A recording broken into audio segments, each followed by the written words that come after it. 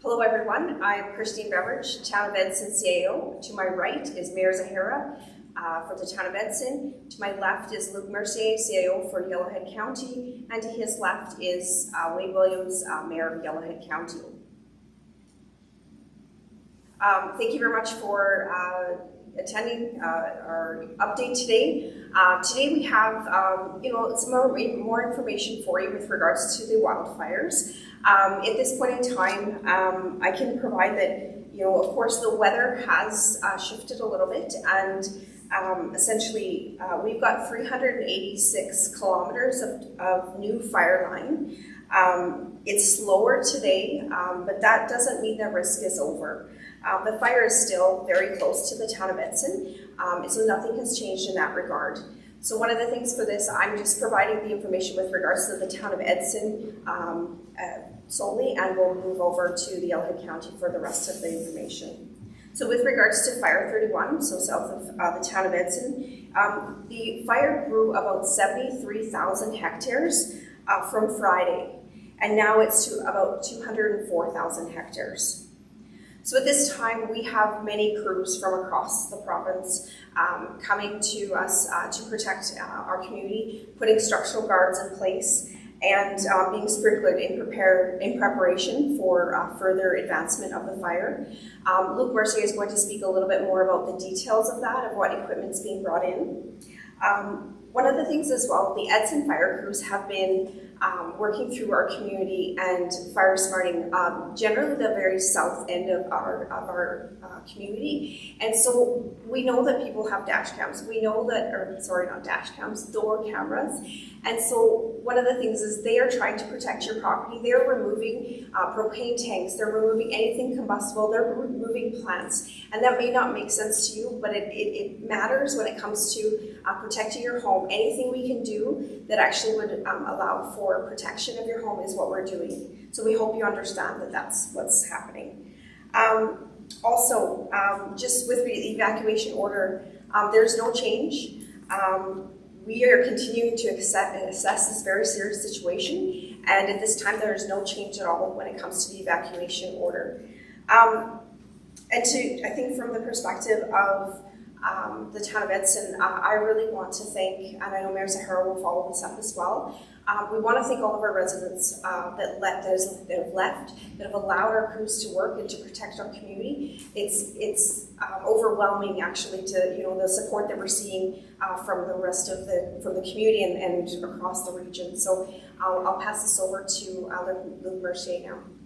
Thank you, Christine. I will stick with Fire 31, the one south of Edson, Nojack, and Wildbro for the start, and then I'll go into Wildwood and Shining Bank areas after that. So just to remind our residents from Yellowhead County also, our staff as well as resources from outside are doing assessments on your properties everywhere south of Highway 16 from Nojack west to Marlborough. So they're doing assessments on your properties, they're doing fire smarting as needed, similar to the Town of Edson, where they would be moving combustible materials away from homes and things like that to protect your properties if the fire does reach. They're also sprinkling as they can. We only have so much capacity, however, and there's numerous places to do. We've acquired a significant amount of other sprinkler systems from outside our region, and they are doing that as fast as they can, prioritizing the areas that are maybe a little bit more susceptible than others. With that said, we're going to speak about those three fingers once again, the one that is south of Carrot Creek, the one that is south of Edson, and the one that is south of Marlborough. I can tell you that Alberta Agriculture and Forestry are working adamantly to get these fires laid down, especially on the north end. Today they have a significant amount of additional resources on those fires, such as their sky cranes, the big large helicopters, and I think one of the biggest large bombers that they can come in to put these down. So if you're looking at these fires, they maybe look like they're a little bit calmer. They're still very dangerous, and it just takes up a little bit of wind to get those guys flowing like they were 2 days ago. As a matter of perspective, Yellowhead County has been working with these fires this is our 7th week now. Last Wednesday, even with the size of the fires, we thought that we could close down our emergency control center and kind of start to tailor down the emergency part of this and get back into recovery. And come Friday, 2 days later, that idea went out the door when the fires just went out of control very drastically again. So even the professionals, looking at this from Alberta Agriculture and Forestry and our own staff, perceived that maybe it could be better last week, and they've blown out of proportion, as we all are very well aware. We're cognizant of that, and the close proximity of these three large fingers again off this large fire is something that we're concerned with. We cannot guarantee, people's safety, and we cannot, take the evacuation order down until we have that assurance. We have, with the province, a significant amount of resources, as I mentioned, to continue to work on these so that we can feel safe in our communities to get our people back as soon as possible. So that's where that lies.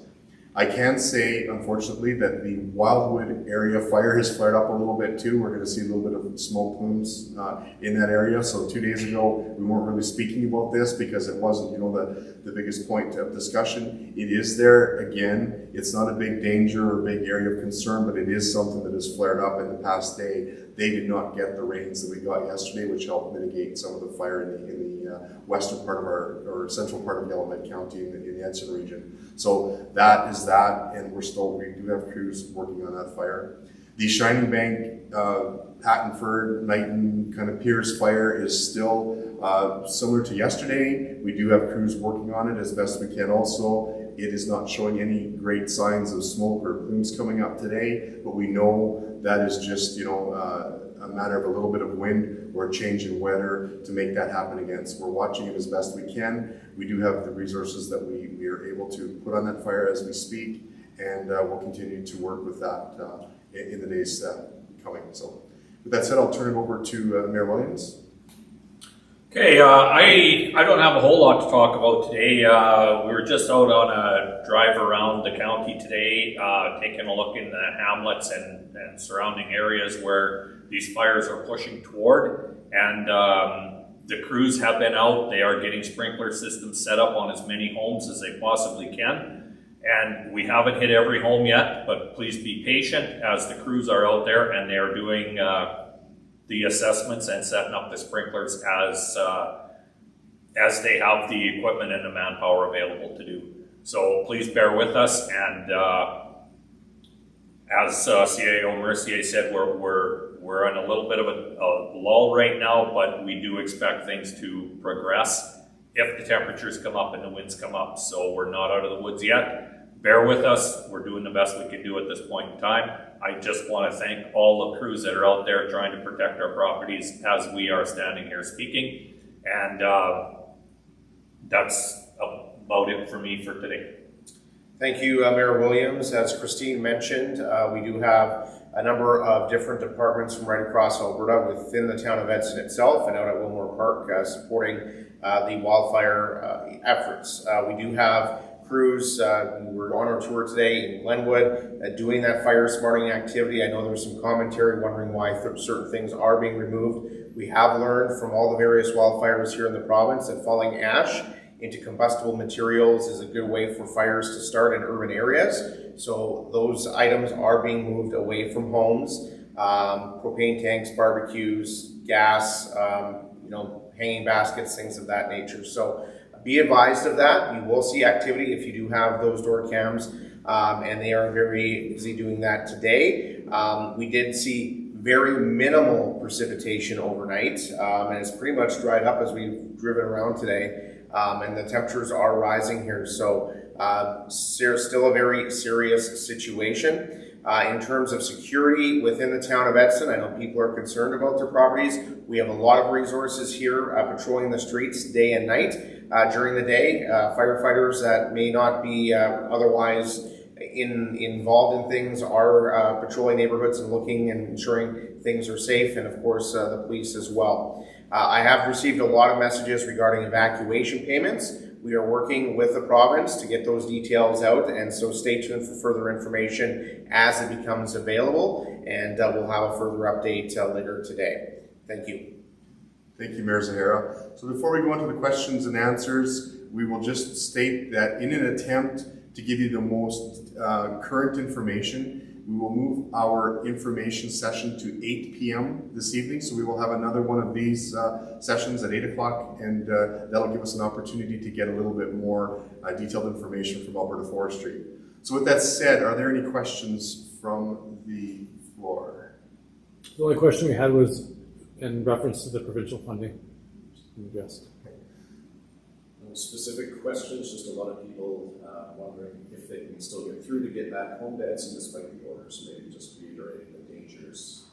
The question is are people able to get back into their homes? And the answer is no. At this point, the evacuation order still stands. In making those decisions, it's important to note, based on the fire behavior today, if these fires were 15 kilometers from our residences, we would have a different answer. These fires are on our doorstep, and they will and have the ability to be a significant danger in a matter of minutes, and that is very telling for us. So the answer is the evacuation orders stand for the current time. And if I could just supplement, Luke, part of the issue is that these fires are very close to Highway 16 main exit corridors. And so if we do have a flare up and people are here, they may not be able to get out, especially with what's going on Shining Bank, Wildwood area today. So people need to adhere to that evacuation order. And once again, if you are here, we ask that you do leave the community. You had questions about highways. How long will be closed for, and which highways are closed? The question is how long will the highways be closed and what's closed? And I was hoping not to get that answer today because we're working on those as we speak. We're working on the options. The highways are currently closed at this point. To my knowledge, I think I was wrong yesterday in speaking about 748 because the province had closed that and I was not aware of it.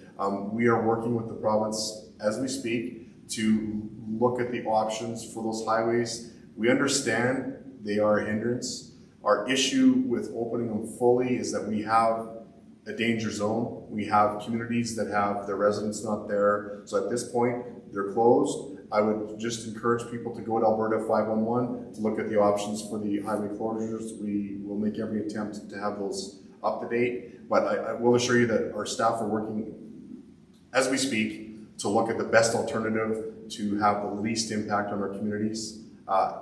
And that is a fluid answer for that question because it could change into the afternoon or into tomorrow. Someone's also asking about the fire growth overnight. The fire growth overnight for the Shining Bank fire has been no significant growth. It's just being fairly stagnant. The three fingers that we keep talking about did not progress closer to our communities, but they did expand in width.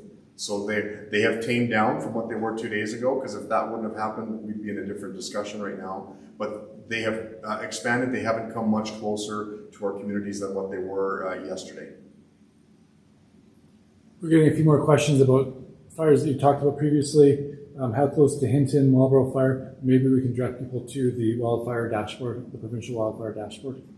The question is, can we get an update on the other fires within our municipality? If we go to the Alberta Wildfire Dashboard, that will give you a good indicator as to where the fires are and their boundaries. We would recommend that you just take that. That would give you a better detail than we could verbally at this point.